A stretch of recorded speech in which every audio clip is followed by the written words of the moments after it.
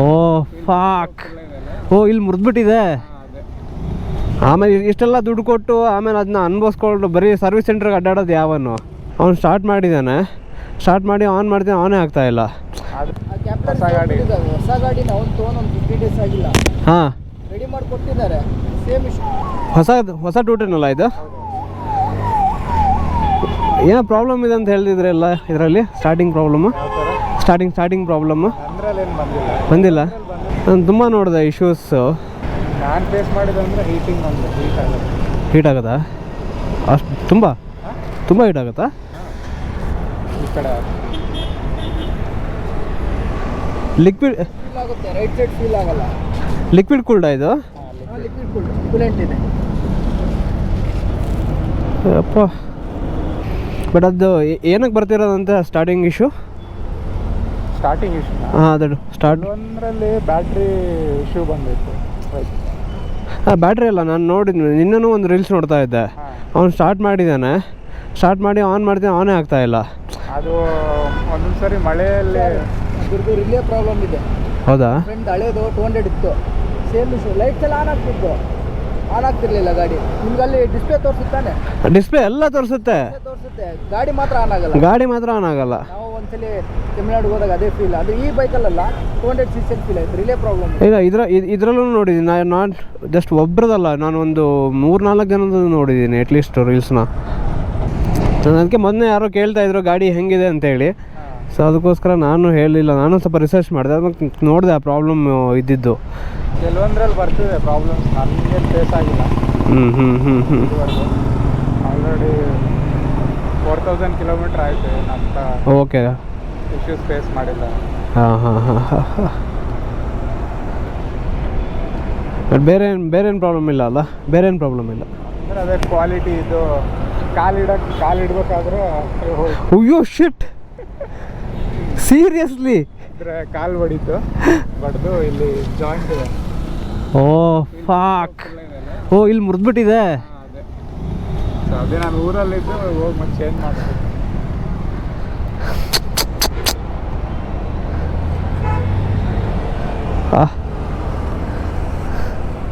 Mileage ಎಷ್ಟು ಕೊಡ್ತಿದೆ? 35ಇಂದ 40, ಅದ್ರ ಬಿಟ್ವೀನಲ್ಲೇ 35 to 40.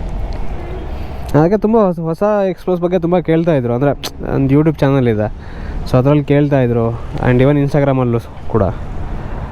ಅದಕ್ಕೆ ಐ ಥಾಟ್ ಲೈಕ್ ಇಶ್ಯೂಸ್ ಇರೋರು ಅಷ್ಟೇ ಆಗ್ತಾರೆ, ಯಾರು ಇರಲ್ಲ.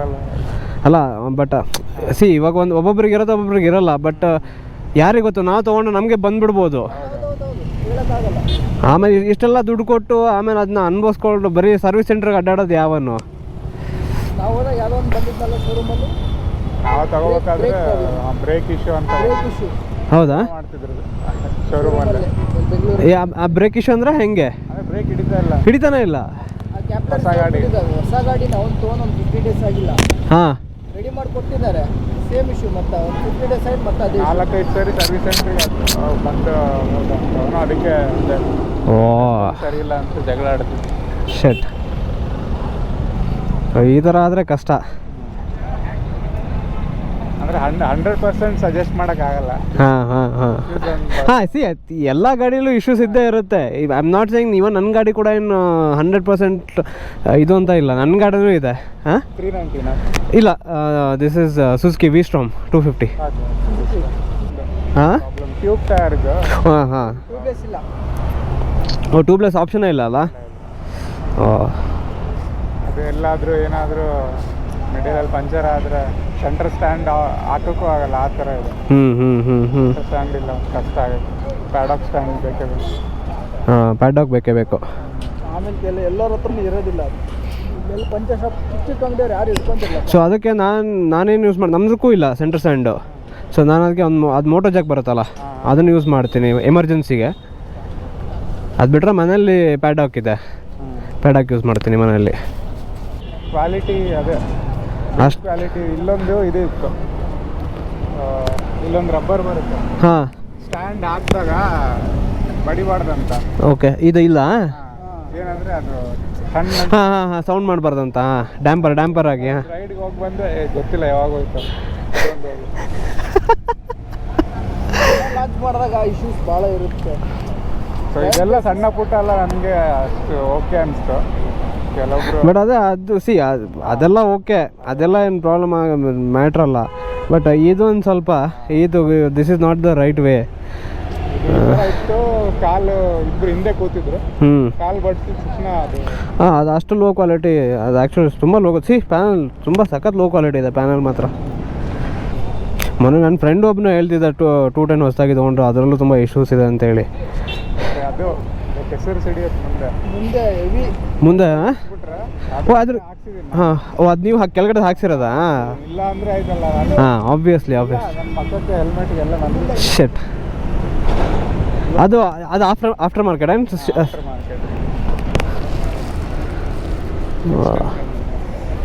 ಅದಕ್ಕೋಸ್ಕರ ನಾನು ಅದೇ ನೋಡಿದ್ನಾ ಸಾಯ್ತಾಟ್ಲು. ಓಕೆ ಅಟ್ಲೀಸ್ಟ್ ಒಂದು ಕ್ಲಾರಿಟಿ ಸಿಗುತ್ತೆ, ಯಾರಾದರೂ ಕೇಳಿದ್ರೆ ಹೇಳೋಕ್ಕೆ ಅಂತೇಳಿ. ಯಾಕಂದ್ರೆ ನನ್ನ ಹತ್ರಂತೂ ಇಲ್ಲ, ಯೂಸ್ ಮಾಡಿಲ್ಲ. ಸೊ ಯೂಸ್ ಮಾಡ್ದೇ ನಾನು ಯಾರಿಗೂ ಏನು ಹೇಳೋದು ಇಲ್ಲ. ಅಟ್ಲೀಸ್ಟ್ ಅನ್ಲೆಸ್ ಯೂಸ್ ಮಾಡಿದವ್ರಿಗಾದ್ರೂ ಕೇಳಿಬಿಟ್ಟಾದ್ರೂ ಹೇಳಬೇಕಂತ ಅಷ್ಟೇ. ಮೈಲೇಜ್ ಎಲ್ಲ ಓಕೆ, ಅದು ತೊಂದರೆ ಇಲ್ಲ. ಬಟ್ ನಾನು ಒಂದು ಹಳೇದೊಂದು ಎಕ್ಸ್ಪಲ್ಸ್ ಎಲ್ಲ ನೋಡಿದ್ದೆ, 45, 46 ಎಲ್ಲ ಕೊಟ್ಟು. ನಮ್ಮದು ಪರವಾಗಿಲ್ಲ, ನಮ್ಮದು ಚೆನ್ನಾಗಿದೆ. ಇವಾಗ ಜಸ್ಟ್ ಕ್ಯಾಲ್ಕುಲೇಟ್ ಮಾಡ್ಕೊಂಡು ಬಂದೆ ನಾನು. 37, 38 ಅನ್ನೋ ಬಂತು. ಅದು ನನ್ನದೇನು ಬ್ಯಾನಿಯರ್ಸ್ ಎಲ್ಲ ಇದೆ ಅಂತ. ನಾನು ಸರ್ವಿಸ್ ಆಗಿಲ್ಲ, ಸರ್ವಿಸ್ ಓವರ್ಡಿದೆ. ಆ್ಯಕ್ಚುಲಿ ಸರ್ವಿಸ್ ಮಾಡ್ಸೋಕ್ಕೆ ಹೋಯ್ತೀನಿ ಗಾಡಿನ. ಅದು ಎಷ್ಟು ವೇಟ್ ಆ್ಯಡ್ ಆಗುತ್ತೆ ಬ್ಯಾನರ್ಸ್ ಎಲ್ಲ ಹಾಕಿ? ಡಿಪೆಂಡ್ ಅದ್ರ ಒಳಗಡೆ ಮತ್ತೆ ಏನು ಹಾಕ್ತೀವಿ ಅಂತ. ಇವಾಗ ಈಚ್ ಪ್ಯಾನಿಯರು ಒಂದೊಂದು 2.5-3 kg ಇದೆ.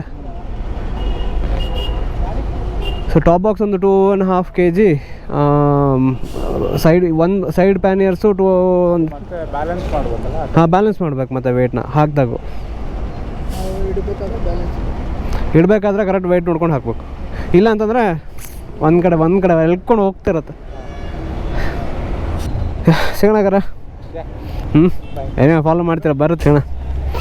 Nice meeting you. ಏನೇ ಫಾಲೋ ಮಾಡ್ತಿರಲ್ಲ, ಬರ್ತದೆ ವೀಡಿಯೋ ಬರ್ತದೆ.